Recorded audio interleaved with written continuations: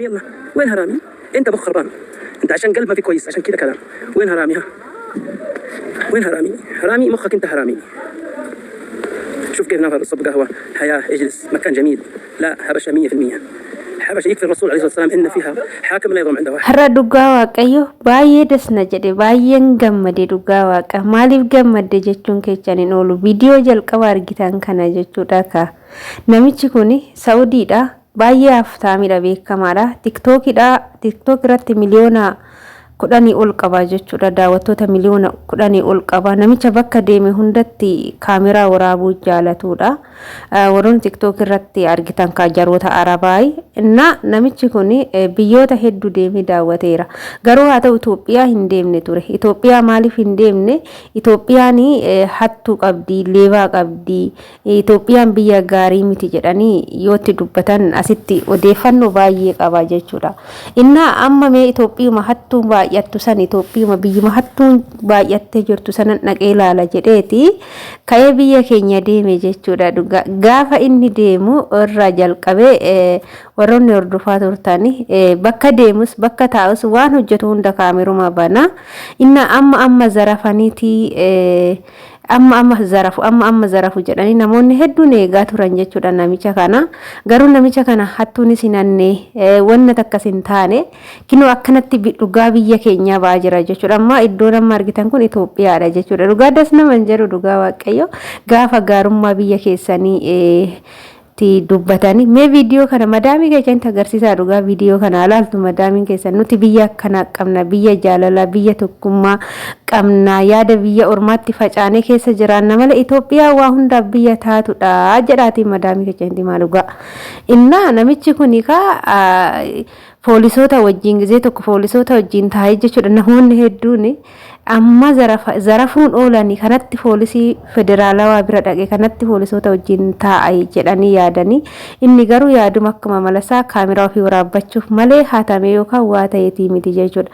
biyyi keenya gizee tokko warroonni waa hatu kun illee beekatuma godhu malee yaani wallaalaniiti miti jechuudha waan isaana kabaju ka warroota hattuu sanis namichi kun biyya sanaqee osoo waa takka hin ta'in osoo hin hatamin fataa jedhee biyya dhaqee biyya sanis nagaan asitti deebi'ee kun dhugaa akkanatti ba'ee biyya keenya viidiyoo waraabaa agarsiise biyya baay'ee bareedduu Itoophiyaan biyya jireenyaaf toltuudha baay'ee namatti tolti qilleensi ishii baay'ee namatti tola jedhee bakka dhugaa biyya keenya baay'ee sirriitti dubbate jechuudha na arabdoonni ka kana argani nuti biyya Itoophiyaachun biyya jaalala biyya tokkummaa akkasumas immoo biyya xiqqishuma shii olii galtee dhabde malee Itoophiyaa jechuun Ameerikaanii caalti dhugaa ammallee biyya kiyya gadiin qabu jechuudha keessatti biyyan dhaladhe keessatti biyyan guddadhe borus kan keessa jiraadhu kan keessatti nooree keessatti horuudha biyya kiyyammoo gadi qabuun hin barbaachisu jechuudha biyya keessanii hundi keenyaa innaa kanarratti baay'een gammade madaamii tiyyatti agarsiifadha amma boru viidiyoo kana jechuudha nagaadhaan isinillee madaamota keessatti dhagee argisiifadha viidiyoo namicha kana eshi inni isin nagaa maaliif seetan amma arabdoonni kun akkamitti nu herreegu beektanii biyyi keenya biyya qoshaashaa biyya hattuu biyya leebaa akkasumas immoo biyya baay'ee baalagee namoota Itoophiyaa jedhamnu baay'ee baalagee namoonni tokko akka baalagee ta'anitti akka kan nu ilaalan hedduu isaaniitu jira jechuudha tokko Itoophiyaa irratti kan sin jechuu jira maalummaa kee kan hin beekne jechuudha garuu namni biyya keenya keessattuu nuti biyyaallee baanu akkoota zeegota biraa nyaataa fiffinnu dhugaatii fiffinnu karsii keenya fiffinnu nuti kan finnu kan nurraa eegamu hojii qofaadha jechuudha hojii isaanii sirriitti hojjechuu fi isaan gammachiisuudha nu yeroo baay'ee kana beekamnu immoo nama gammachiisuudha jechuudha isaan gammachiisuudha madaamiin tun haala kamiyyoon hojjedheef natti gammaddi akkamiyyoon godhinaaf hoyya jenne tooftaalee isaan itti gammachiifnu malee akkoota zeegota kaawwanii karsii keenyaaf yookaan waan tokko finnu jechuudha inna garuu isaan immoo baay'ee nu tuffatu jechuudha ani dhugaa amma viidiyoo namicha kana arginan galatoomi yaa baabaa hin jedheeni mitiire indee sirriitti jechuun hin qaba amma madaam shaantii yaslaaluu qabdi guutuu viidiyoo isaatan itti agarsiisa mishigiraallee jedhe inna akkasisiniin jedha hordoftoota keenya haala kanaanidha biyya keenya jechuun Itoophiyaa jechuun xiqqishuu shi abiyyiin xiqqishoo ishii odoo haaluma fooyyesse immoo amma guddatteerti jechuudha biyyi keenya.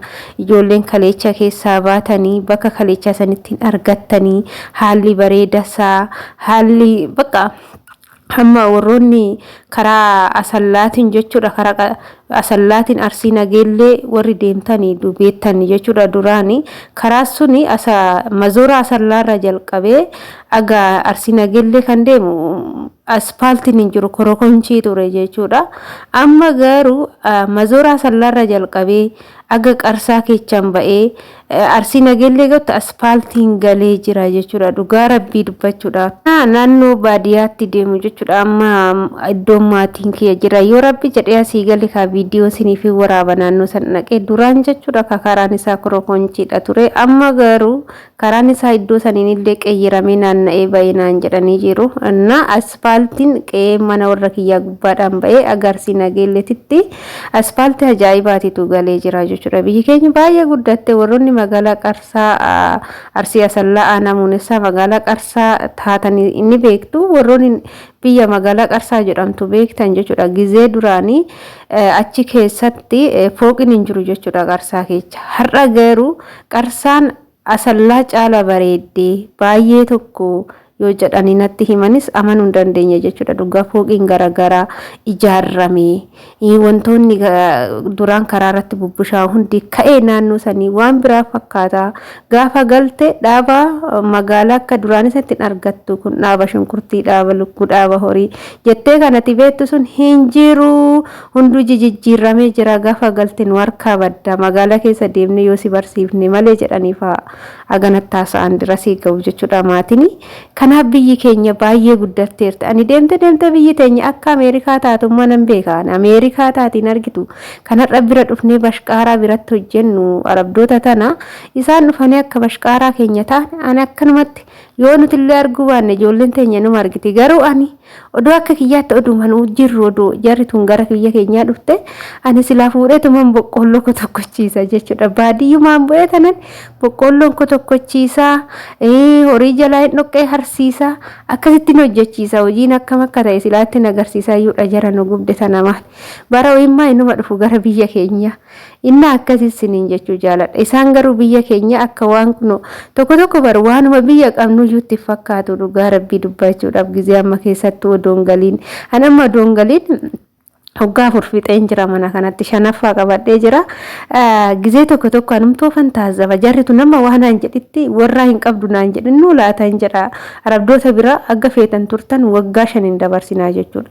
Anamma waggaa shanaffaa nama waggaan jalqabe kana guyyaan eeggachaa jira. Qaniin amma nan gala jedhee waan karoorseef guyyaan tokko beeku waggaa tokko natti taa'aa jira. Anna waggaa tokkicha kana fixee biraa deemuun barbaada jechuudha. Kanarra immoo bashitaadha arabdoota bira baay'isanii taa'uun bashitaadha deemanii nama tuffatu haala dubbii jijjiirratu waggaa dheeraa na bira teechee jedhanii akka ilmoo ofiitti nama in ilaalan jechuudha. Gaafa waggaa dheeraa bira teecheen doom akka ati faamilii hin qabneetitti akka biyya hin qabneetitti biyyi ta'e akka qoshaashaa taatee wayititti nama herreeddi jechuudha jarri.